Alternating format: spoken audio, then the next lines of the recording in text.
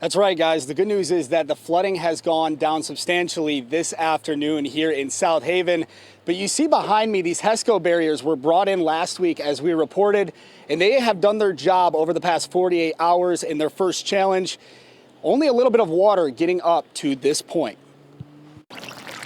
Extreme rainfall over the past few days has made it tough for cities and towns on Lake Michigan to keep pace. The flooding has just become the new normal. With Lake Michigan at record highs, the city of South Haven has already been on high alert for flooding.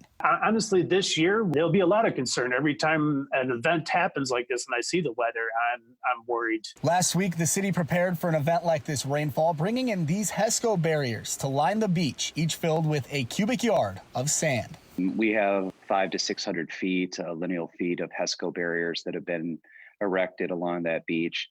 Those HESCO barriers are placed there really to protect critical infrastructure. There's 1 million gallons of drinking water stored under the beach, and that's the thing that we're trying to protect. The biggest problems for the city of South Haven have not only come here at the water treatment facility at South Beach, but also at the wastewater facility off of Wells Street. Right now, just with this rain, our effluent from the plant is boiling over.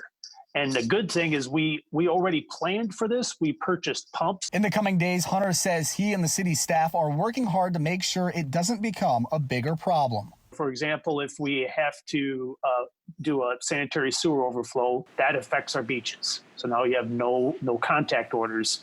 That affects the rivers. The city is looking at permanent long-term fixes for the flooding problems, but those could cost as much as $1 million.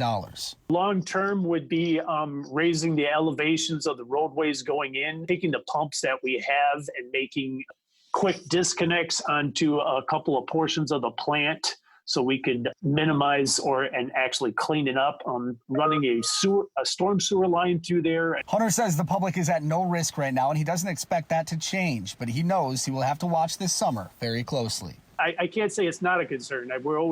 Right now we have temporary measures in with hopes that the lake levels go down, but it could be a few years it maintains. So those temporary measures might turn into, we have to look at permanent measures.